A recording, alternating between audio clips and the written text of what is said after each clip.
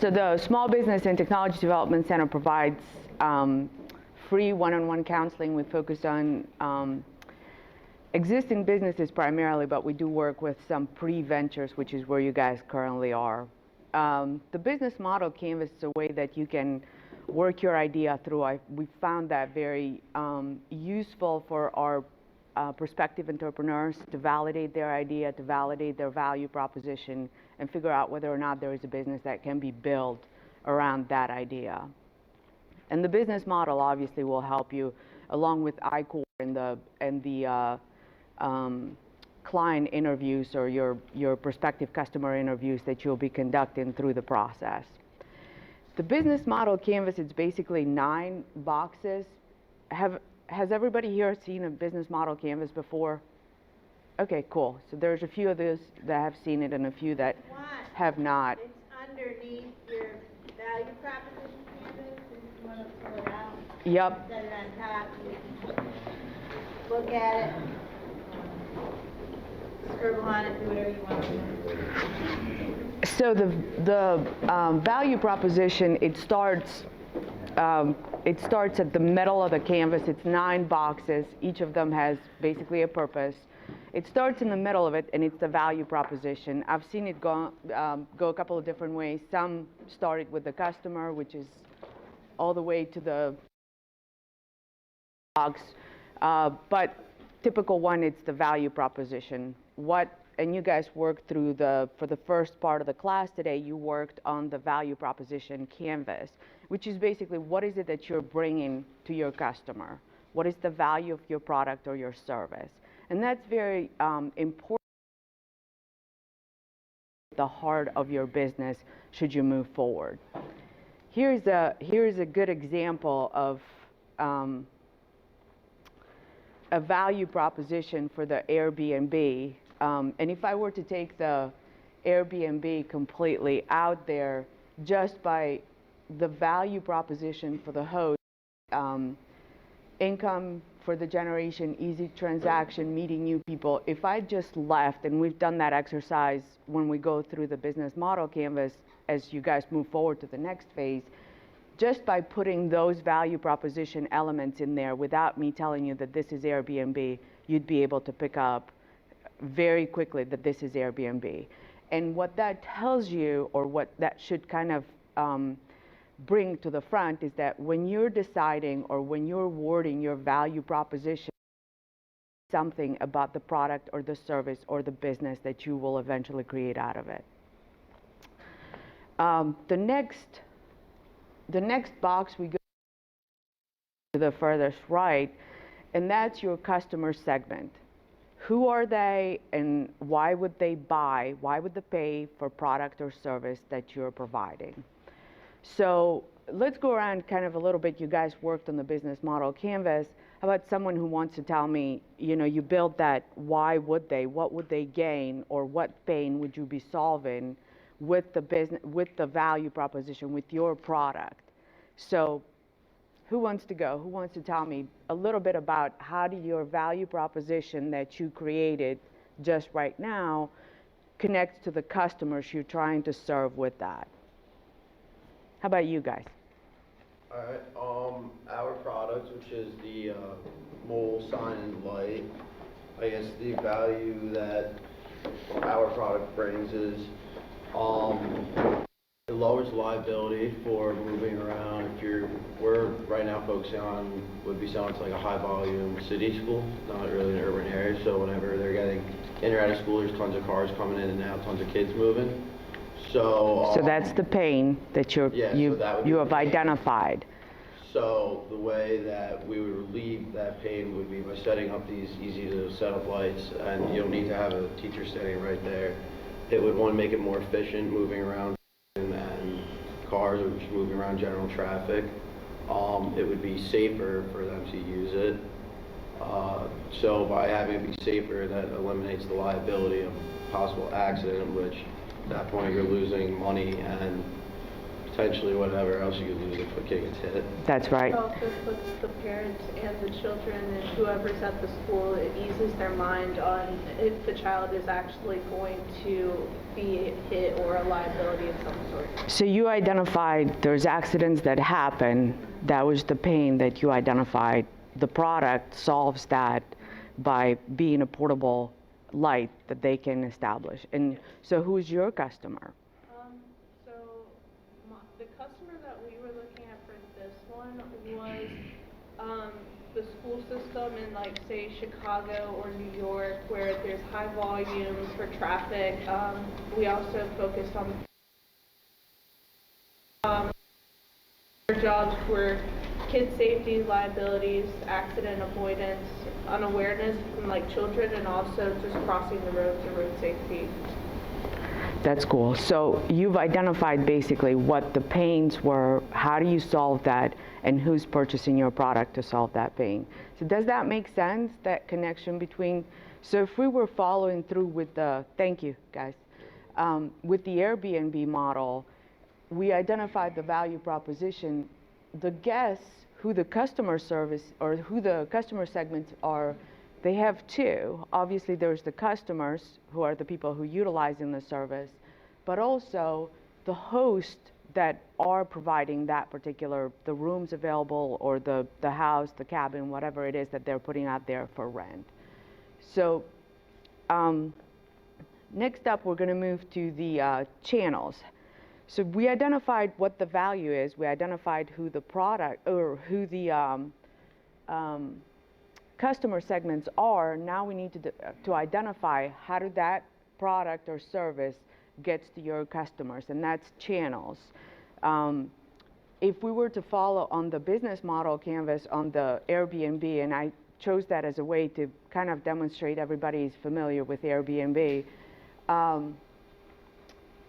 the digital ads, the marketing, the word of mouth, social media,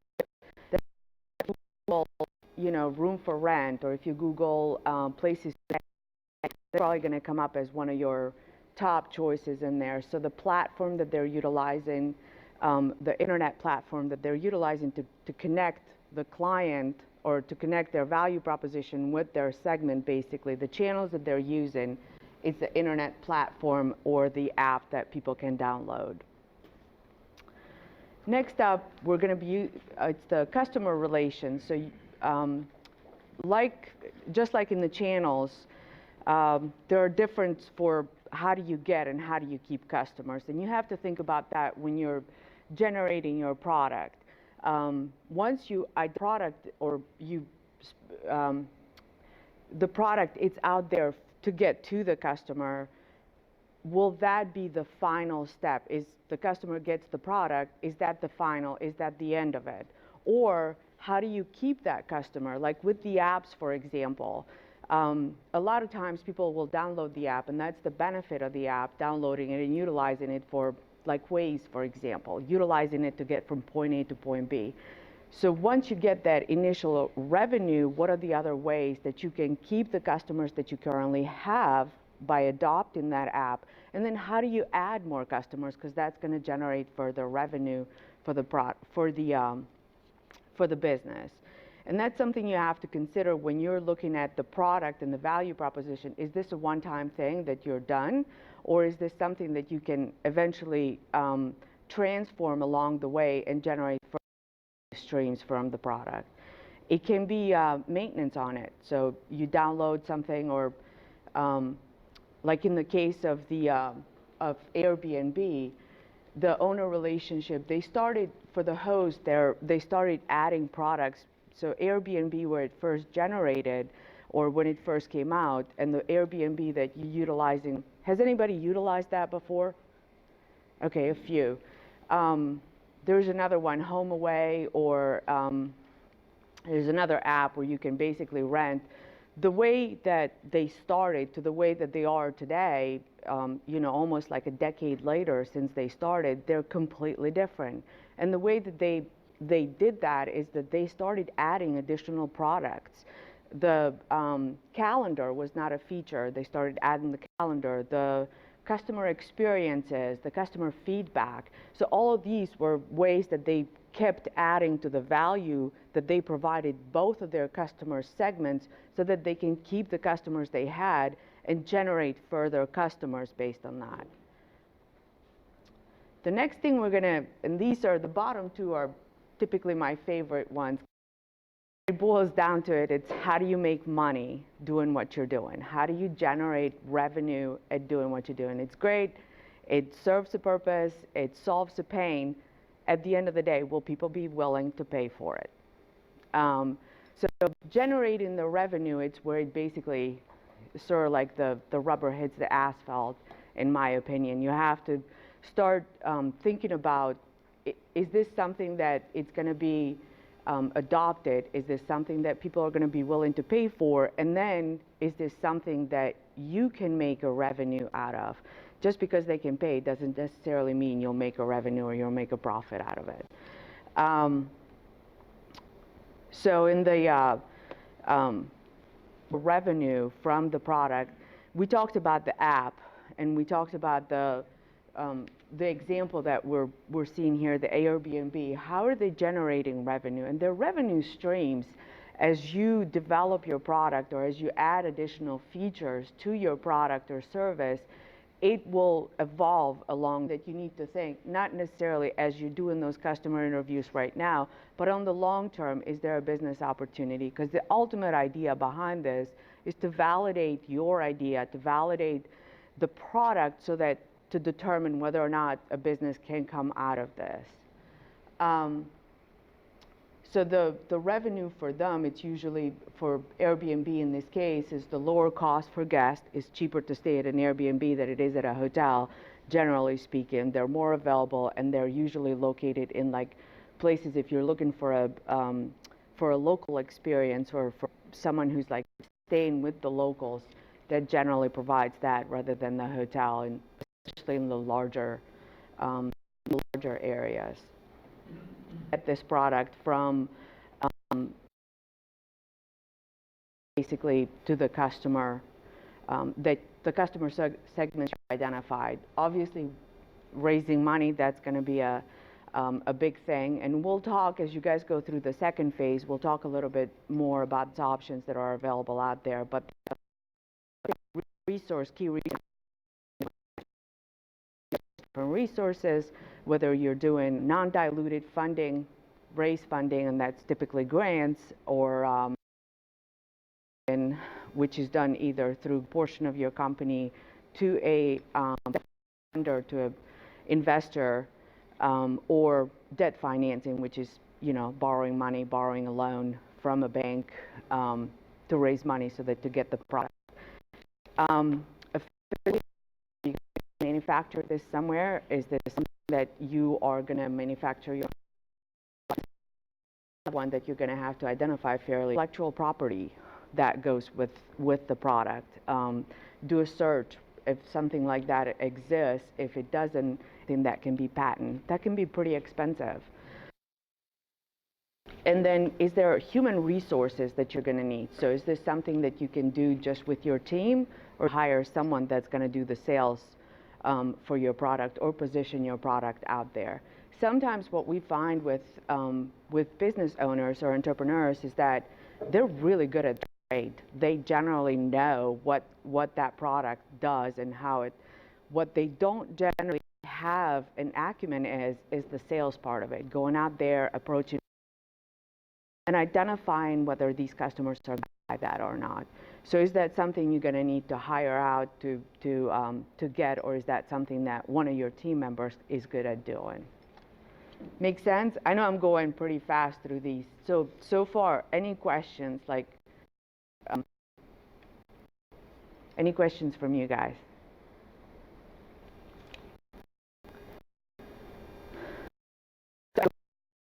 Illustrate the idea, the key resources, the network, listing, user generated content, and so forth, in terms of the key resources that Airbnb needs based